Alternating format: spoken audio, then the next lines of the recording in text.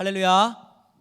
예배 자리에 오신 여러분 주님의 이름으로 환영하고 축복합니다. 함께 예배한 우리 모든 심령 가운데 참 좋으신 주님의 크고 놀라우신 은혜와 평강이 가득 흘러넘치기를 주님의 이름으로 간절히 소망합니다. 지난주에 예배 잘 들으셨죠? 네, 저도 온라인으로 함께 같이 청년부 예배를 드렸었는데요. 기도해 주신 덕분에 저는 연수기간 잘 마치고 돌아왔습니다. 오랜만에 양가 부모님들하고 같이 시간도 보내고 또 가족들과 또 이곳저곳 또 못 가봤던 곳들 가보면서 월요일 이럴 때 이렇게 박물관이나 이런 뭐 공연하는 거 많이 쉬잖아요. 그래서 좀 그런 데도 좀 가보고 좋은 시간들을 잘 보내고 왔습니다. 연수기간 이렇게 보내다 보니까 좀 여유가 있게 되고 좀 시간이 많게 되고 하다 보니까 이런저런 생각들을 또 해볼 수 있는 시간들이 있었습니다. 그러면 제가 늘 매일 같이 저에게 스스로 하는 질문 3가지가 있는데요. 매일매일 하루 12번 정도씩 질문을 합니다. 어떤 질문이냐면 잘 왔나? 잘 가고 있나? 잘 갈 수 있을까? 요 3가지예요. 잘 왔나? 잘 가고 있나? 잘 갈 수 있을까? 요 3가지 질문을 제가 하루에도 몇 번씩 저 스스로에게 계속 이렇게 질문을 하는데요. 그런 질문들을 조금 더 깊이 할 수 있는 시간들, 거기에 대해서 좀 더 깊이 있게 답해 볼 수 있는 시간들도 있었고, 또 목회라는 게 뭘까? 뭐 이런 것들에 대해서 고민하는 시간들도 있었고, 또 한 공동체를 세워 나간다는 건 무슨 의미일까? 뭐 이런 생각들도 같이 좀 해보게 되었습니다. 우리가 살고 있는 시기에 대해서, 이 시대에 대해서 이야기하지 않을 수 없는데요. 시기적으로 우리 국가는 중대한 위기에 봉착해 있지 않나, 뭐 이런 생각도 해보게 됩니다.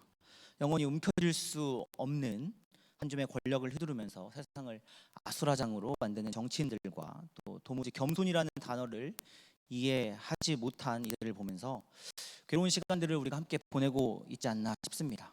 사람이 죽었는데 누구 하나 책임지는 사람이 하나 없고, 지구는 아파하면서 신음하고 있는데 또 그 더 오염시키고 아파하게 하는 데에 동조하고 있는 우리의 모습들, 돈과 권력의 아성을 지키기 위해서라면 어떤 불법도 스스럼 없이 자행하고 있는데 그걸 지켜볼 수밖에 없는 이런 현실 앞에서 참 무기력해지고 답답하고 또 마음이 상하게 되는 것도 사실입니다. 여러분, 우리가 살고 있는 이 현실을, 우리가 살고 있는 이 시대를 우리 주님께서 보신다면 어떤 말씀을 하실까요? 이런 질문들 앞에 오늘 본문 말씀이 떠올랐습니다. 주님이 이렇게 말씀하고 계십니다. 우리 6절 말씀을 같이 한번 읽어보도록 하겠습니다. 21절 6절 말씀입니다. 시작. 너희 보는 이것들이 날이 이르면 돌 하나도 돌 위에 남지 않고 다 무너뜨려지리라. 아멘. 이 말씀은 성전을 향한 저주의 말씀이기도 하고 당시의 종교 지도자들을 향한 비수였고, 또한 오늘 이 세대, 이 시대 가운데의 대한민국 사회와 또 폐악한 한국 교회를 향한 말씀입니다. 그렇다면 왜 주님께서는 성전을 저주하셨을까요? 왜 성전을 저주하셨을까요? 성전은 예수님 시대 당시에도 어떠한 기능 어떠한 이 개념을 가지고 있었냐면 하나님이 계시는 곳이에요. 그래서 거룩한 곳입니다. 그런데 그곳을 우리 주님이 지금 저주하고 계신다는 말이에요. 하나님과 동일 본체이신 그분이 계시기에 거룩한 그곳을 지금 저주하고 있다. 여기에 대한 물음을 가지고 오늘 말씀을 함께 여러분들과 나눠보려고 합니다. 오늘 본문 말씀 21장 5절부터 19절 말씀에는 우리의 익숙한 이야기 말씀이 나옵니다. 성전에 대해서 저주하시는 말씀인데요, 이 본문만큼 유명한 이야기, 우리가 사실 이 이야기보다 더 잘 알고 있는 말씀, 그 이야기가 바로 윗단락에 등장하는데 바로 홀로 된 여인과 2렙돈의 헌금 이야기입니다. 내용은 잘 알고 계실 겁니다. 홀로 된 여인이 자기 전 재산인 2렙돈, 이것을 성전 헌금함에 넣었다, 이 이야기입니다. 여러분, 이 사건은 보통 헌금 설교로 애용될 수 있는 대표적인 본문이 될 수도 있습니다. 그런데 이 본문은 절대로 헌금 설교는 아닌 것 같습니다. 왜냐하면 이 사건은 바로 맡겨진 본분을 잊어버린 종교 지도자들에 대한 비판의 말씀이기 때문에 그렇습니다. 여러분, 이 본문의 앞뒤를 우리가 잘 살펴볼 필요가 있는데요, 이 두 렙돈의 이야기 앞쪽인 누가복음 20장 45절부터 47절까지의 위의 말씀을 살펴보면 회당의 높은 자리에 앉은 자들과 서기관들을 삼가라, 이런 말씀을 우리 주님께서 해주고 계시면서 47절 말씀에 이렇게 말씀하고 있는데요, 우리 같이 한번 읽어보겠습니다. 시작. 그들은 과부의 가산을 삼키며 외식으로 길게 기도하니 그들이 더 엄중한 심판을 받으리라 하시니라. 아멘. 여러분, 여기서 지금 뭐라고 말씀하고 있습니까? 과부의 가산을 삼킨 종교 지도자들이 더 중한 심판을 받게 될 것이다, 지금 이렇게 말씀하고 있습니다. 그러면서 그 다음에 바로 이어지는 말씀이 오늘 우리가 함께 읽은 본문 말씀 첫 단락 21장 1절부터 4절까지의 말씀, 두 렙돈의 이야기이죠. 그리고 5절부터는 성전 위에 돌 하나도 남기지 않겠다라고 하는 예수님의 진노, 그리고 10절부터는 세상의 종말과 심판에 관한 말씀이 연이어서 19절까지 쭉 이어집니다. 도대체 예수님은 이 말씀을 통하여서 우리에게 지금 무엇을 이야기하고 싶으신 것일까요? 여러분, 일단 우리가 두 렙돈 이야기로 한번 돌아가서 살펴보겠습니다. 20장 47절 말씀 띄워져 있는 본문에 보시면 서기관이 지금 과부의 가산을 삼켰다라고 하는 이 말씀이 지금 나옵니다. 당시 문화를 우리가 좀 이해할 필요가 있는데요, 당시에는 남편이 일찍 죽게 되고 또 그 남편이 원래 이렇게 죽으면 뭐 형수 취수 제도라고 해가지고 이렇게 가업을 잇기 위해서 뭐 형제가 뭐 형수님이 됐든 제수씨가 됐든 자기 아내로 맞아들이는 그런 문화와 제도들이 그 당시에 있었단 말이죠. 근데 그렇게 할 수 있는 친족마저도 없게 되면, 가지고 있던 그 재산을 누가 관리하냐면 성전 관리인들이 관리하게 됩니다. 여러분들이 잘 아시는 것처럼 서기관은 율법교사라고 불리기도 하고, 또 지금으로 말하자면 뭐 신학교 교수님이다, 뭐 이 정도로 이렇게 이야기할 수도 있을 것 같습니다. 이 사회적으로 보호장치가 없어져 버린 이 여인의 재산을 관리하면서 생활을 돕도록 하는 게 원래 취지였습니다. 누군가 이제 여인밖에 없기 때문에, 혹은 어린 자녀들과 여인밖에 없기 때문에 또 도둑이 든다거나 나쁜 마음을 먹고 집에 침탈을 해가지고 그 돈을 다 가져가 버리거나 이렇게 할 수 있었기 때문에 그것을 성전 지도자들이, 관리인들이 가지고 가서 이렇게 보호해 주는 거죠. 보호해주고 필요할 때 그 풍족하게 사용할 수 있도록 잠깐 뭐 은행처럼 맡아주는 그런 역할들을 했었다라는 겁니다. 그런데 문제는 이 성전의 기득권 그룹인 제사장들과 이 관리인들이 함께 결탁을 하고 그 재산을 자기 마음대로 사용해 버리면서 문제가 시작됩니다. 가산을 삼켰다라고 하는 말은 과부의 재산을 서기관들이 탈취했다라고 하는 뜻이 됩니다. 예수님 당시에 너무너무 자연스럽게 시행되던 악법입니다. 예수님은 이 악법을 지금 고발하시면서 성전에서 사람들이 어떻게 헌금하는지 유심히 관찰하시기 시작합니다. 그때 많은 부자들이 헌금함에 많은 돈을 넣었고, 그 사이 가난하고 힘없는 한 여인이 와서 두 렙돈을 땅그랑 하고 넣는 것을 보게 됩니다. 4절부터 여러분 이어지는 9절을 우리가 주목해서 한번 살펴볼 필요가 있는데요, 부자는 많이 넣었다, 이렇게 지금 4절 말씀에 보면, 4절 말씀 한번 띄워주세요. 4절 말씀에 보면 저들은 그 풍족한 중에서 헌금을 넣었거니와 이 과부는 그 가난한 중에서 자기가 가지고 있는 생활비 전부를 넣었다, 이렇게 말씀하고 있습니다. 무슨 말이에요? 풍족한 중에 넣었다, 배부르고 등 따시고 그런 중에서 많은 자기가 쓸 거 쓰고 일단은 남은 것들 중에서 헌금했다, 풍족한 중에 했다, 그죠? 자기가 쓸만한 것도 충분히 있고 그 중에서 남은 것을 헌금했다, 이런 의미이겠습니다. 그러나 과부는 헌금 후에 남아있는 돈이 없게 됩니다. 그 과부는 그 가난한 중에 자기가 가지고 있는 생활비 전부를 넣었느니라, 그죠? 자기가 가지고 있는 전부를 다 넣게 됩니다. 여러분 헬라어 성경에 보게 되면 이 헌금을 뭐라고 썼냐면 비오스라고 썼습니다. 비오스. 영어에서 이 비오스가 바이탈과 연결되어 있는, 생명과 관련되어 있는 거예요. 그러니까 이 홀로 된 여인이 동전 2개를 넣었다라는 건 뭘 의미하는 거예요? 자기 생명을 넣었다는 거예요. 자기 생명을 드렸다라는 것을 지금 의미하는 것입니다. 여러분, 이 여인이 헌금한 이 2렙돈이 어떤 돈이냐?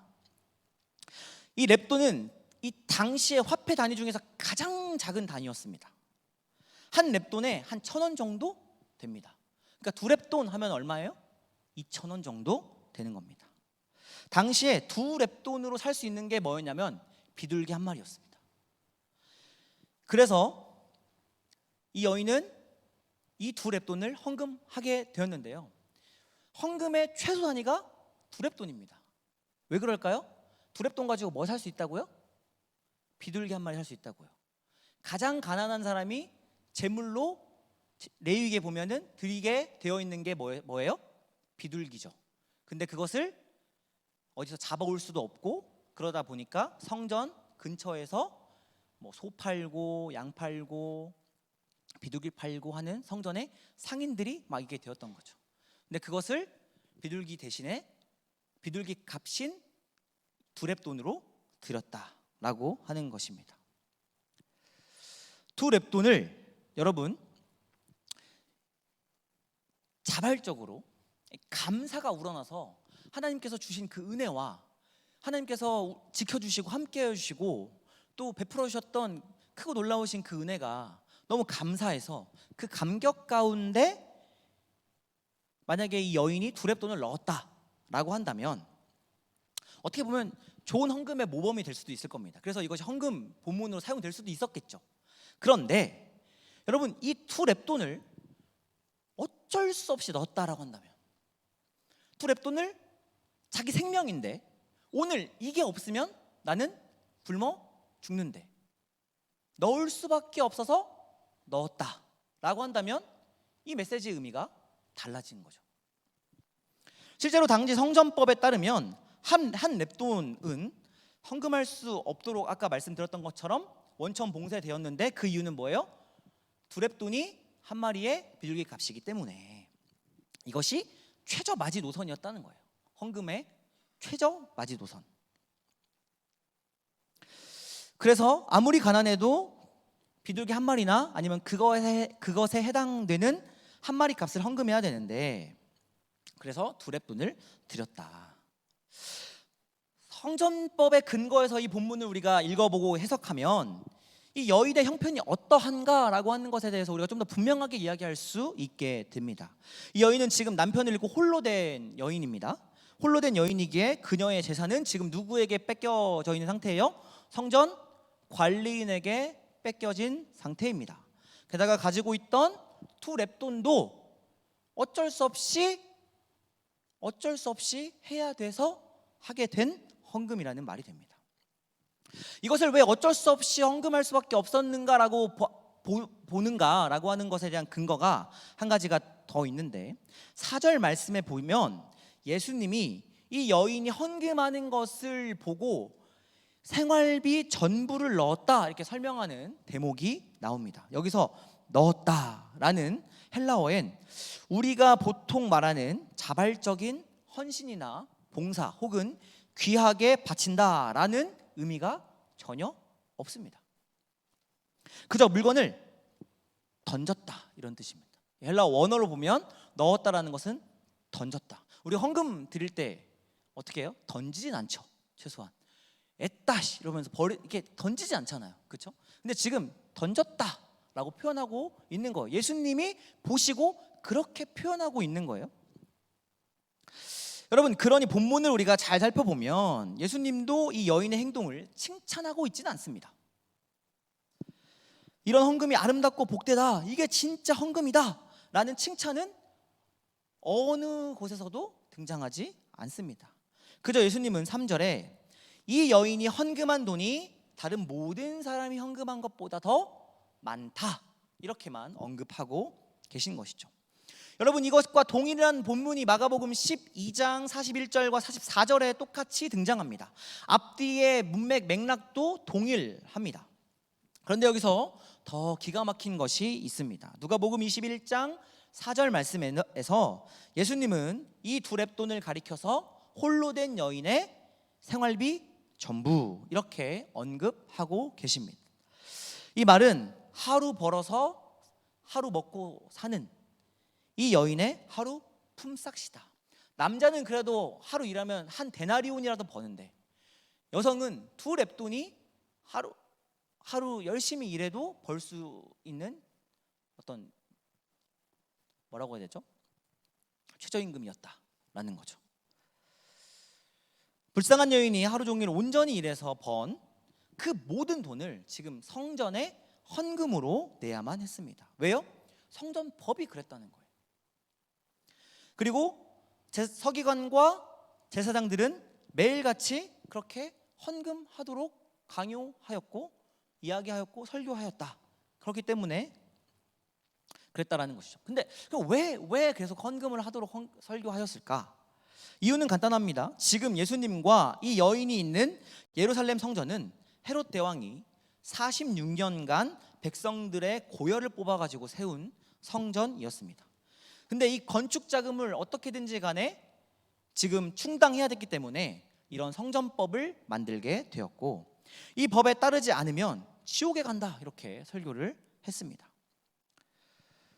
이 말이 설교지 어떻게 보면 거의 협박에 가까운 거죠. 순진하고 불쌍한 이 여인은 오늘 끼니를 거른다 하더라도 지옥엔 갈 수 없었기 때문에 지옥에 가지 않기 위해서 자기 일당 전부를 헌금할 수밖에 없는 처지에 놓일 수밖에 없었다라는 겁니다. 여러분, 이 다음 사건에 무슨 이야기가 나옵니까? 바로 그런 성전을 돌 하나도 남김없이 다 무너뜨리겠다라고 지금 우리 예수님께서 진노에 차서 말씀하고 계신 것이 부분이 등장합니다. 여러분, 이 이야기를 종합해서 우리가 생각해 보면 뭐예요? 이 본문은 당시 성전의 부패를 고발하는 시사 고발 프로그램 중에 하나다 이렇게 볼 수 있습니다. 종교가 성전법과 권위로 가난하고 힘없는 자를 착취하고 있는 것에 대한 고발인 셈입니다. 여러분, 오늘 맥락 안에 있는 본문 맥락 안에 있는 20장 45절부터 단숨에 쭉 읽어 내려가서 21장 4절까지 우리가 쭉 읽어 내려가 보면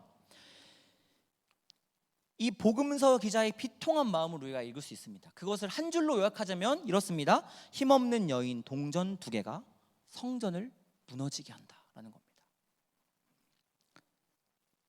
여러분, 이 본문은 헌금 설교가 아니라고 제가 앞에서 말씀드렸습니다. 이렇게 말씀드린 이유를 우리는 오늘 본문에서 또 한 가지 찾을 수 있습니다. 21장 1절 말씀 같이 한번 읽어보도록 하겠습니다. 21장 1절 말씀 시작. 예수께서 눈을 들어 부자들이 헌금함에 헌금 넣는 것을 보시고 이랬어요. 여러분, 여기 보시고에 색깔을 넣어놨는데 이 보다라고 하는 헬라어 단어의 뜻에는 어떤 의미가 있냐면 뚫어지게 관찰하다 이런 의미가 있습니다. 뚫어지게 관찰하는 거예요. 이 상황을 여러분 머릿속에 한번 그려 보시면 좋겠습니다. 이 본문의 평행 구절인 마가복음 12장 41절 말씀을 참고해 보면 조금 더 생생한 그림을 그려 볼 수 있는데요. 얼마 전까지 성전에서 이런저런 복음의 말씀을 하신 예수님께서 지금 갑자기 헌금함 통으로 또박또박 걸어가십니다. 그리고 거기에서 어떤 사람이 얼마만큼 어떻게 해서 헌금을 하고 있는지를 계속 이렇게 보고 계시는 거예요. 어떻게 보고 계셨을까요? 팔짱을 끼고 보고 계셨을까요? 앉아서 이렇게 보고 계셨을까요? 어쨌든지 간에 헌금하고 있는 그 모습들을 계속 뚫어지게 관찰하듯이 보고 계셨다라고 하는 겁니다.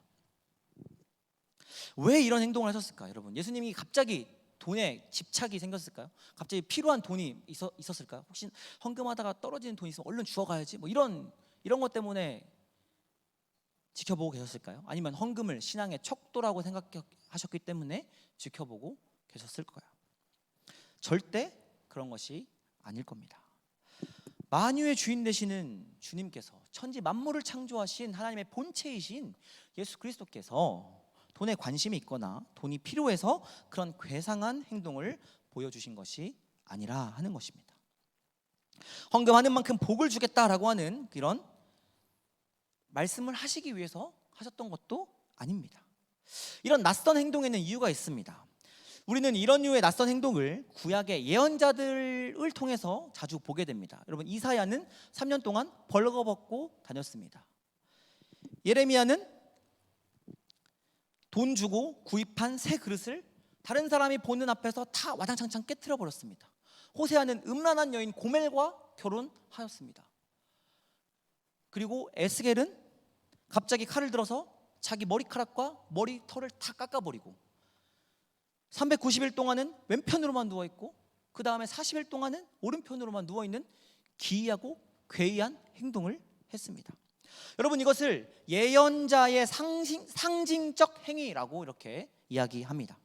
예수님이 헌금함 앞에서 보여주는 행동도 이런 류에 속합니다.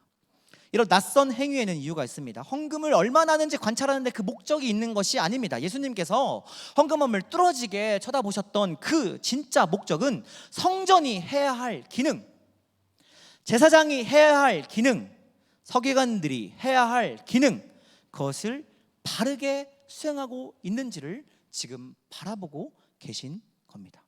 여러분, 성전이 무엇입니까? 예수님께서는 성전을 가리켜서 만민이 기도하는 집이다 이렇게 말씀하셨습니다. 하나님을 만나 깊은 교제를 갖는 장소가 성전이라는 겁니다. 하나님의 뜻이 내 뜻이 되는 것, 내 뜻을 당당하게 하나님 이것이 하나님의 마음입니다라고 이야기할 수 있을 정도로 하나님과 깊이 교제하는 장소가 기도하는 집이 바로 성전이다라는 것이죠. 이 집에서는 누구도 소외될 수 없습니다. 부한 자나 가난한 자나 지혜 있는 자나 미련한 자나 배우지 못한 자나 할 것 없이 누구나 평등하게 하나님 앞에 나와서 안식할 수 있는 것, 뜨겁게 하나님과 만나고 하나님과 교제하는 곳, 그것이 바로 성전이라는 것입니다.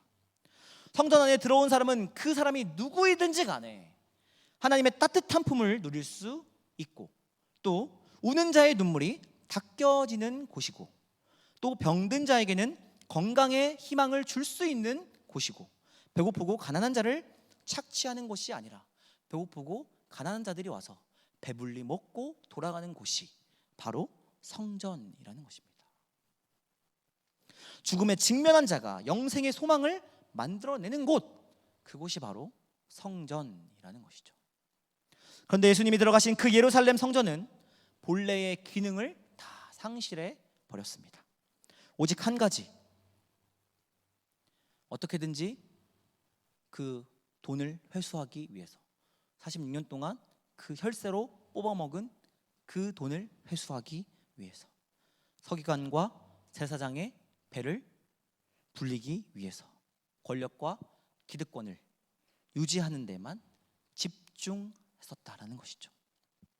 이 때문에 예수님은 헌금통 앞에 자리를 깔고 앉으셨고 눈을 부릅뜨고 그것을 집중하여서 뚫어져라 관찰하듯이 바라보셨던 것입니다.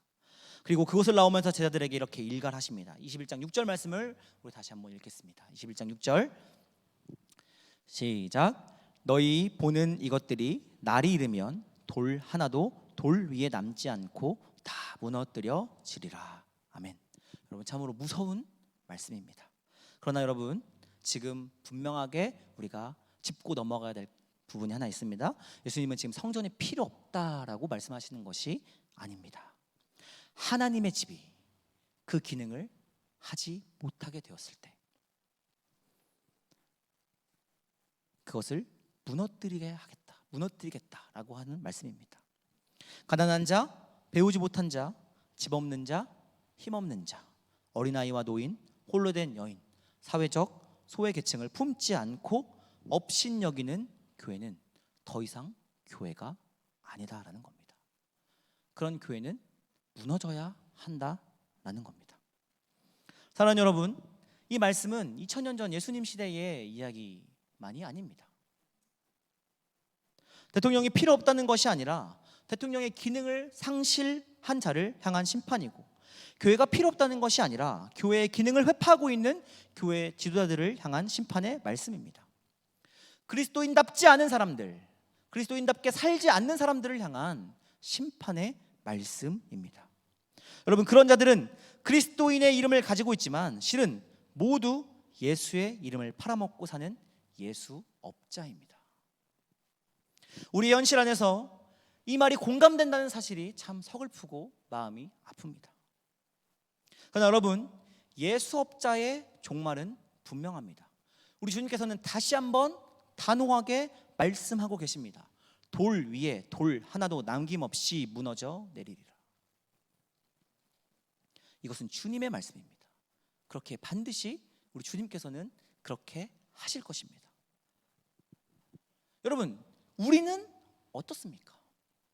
우리는 그리스도인이다 라고 하는 그 이름 앞에 정말 자유하십니까? 우리는 예수업자 같은 모습이 우리 안에 있지는 않습니까? 우리 교회 안에 오는 모든 공동체들을, 식구들 한 사람 한 사람을 우리가 마음 열고 품어주지 않고 편을 가르고 나누고 쪼개고 갈라놓고 하는 모습들이, 우리 그런 모습들 안에서 우리는 정말 자유한 것인가? 우리는 한 공동체라고 정말 자신 있게 주의 이름 앞에서 이야기할 수 있는 것일까? 라는 고민을 우리는 말씀 앞에서 진지하게 해봐야 된다.